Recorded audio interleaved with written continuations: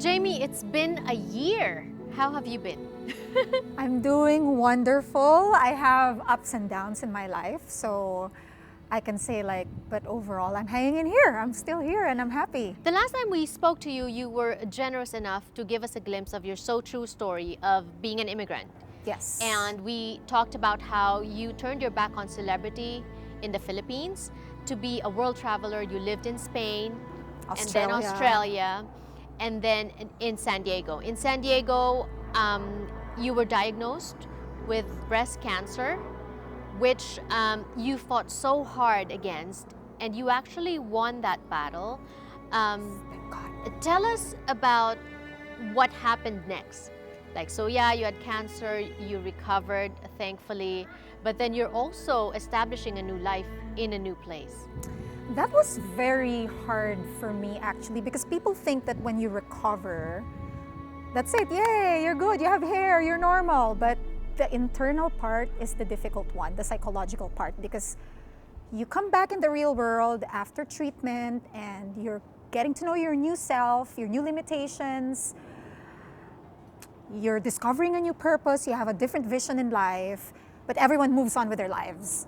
So the transition from being a patient to a person, and then to top it off with being an immigrant in a country that's not yours, it's very, very challenging. So I was doing a lot of soul searching. So Jaymee, you're a celebrity in the Philippines. You have people, taking care of you, basically, and then you move here, you're pretty much by yourself, but with that anonymity comes, really having to fend for yourself. And what I admire most about you is that you set your mind to it and you're really doing it. There's a post where you talk about cleaning the bathroom or the toilet in your studio, yoga studio, to pay for your yoga teaching certification. Tell us about that. Because to me, yoga is a big part of my healing. When I was going through the diagnosis, it was the only sport that got me motivated. The other things, aside from walking, yoga is the only thing that just really keeps me calm. And so I wanted to commit to being a yogi by investing, by immersing myself into it. And so that's why I decided to do the yoga teacher training, not necessarily to teach, maybe I'll think about it, but just so I have this investment for myself that I deepened my practice. And the studio where I practice, they offer this X deal that if you are one of the cleaners of the studio and the locker rooms in general, that you get a discount for the memberships. So I said, I'll do it. I mean, it's very easy to clean. I love this, because I believe that if you're passionate about something, you're willing to do, even the lowest level. And the reason why I put it out on social media is because I want people to know that, there's nothing to be ashamed of if you're starting in a lower level. If it's something that you're passionate about, you should be fine with it. Because I think some people have this in the Philippines, tagalinis lang siya, ganun. Parang, I feel like in America, there's equality and, you pursue what you're passionate about. I'm an advocate of that because I see a lot of people, they say America's not for everyone. And even among my relatives, among my friends, I see people having a hard time adjusting here. And when you really dig deep, it's because they don't want to start from the bottom. They don't want to start. You really have, it's a lesson on humility.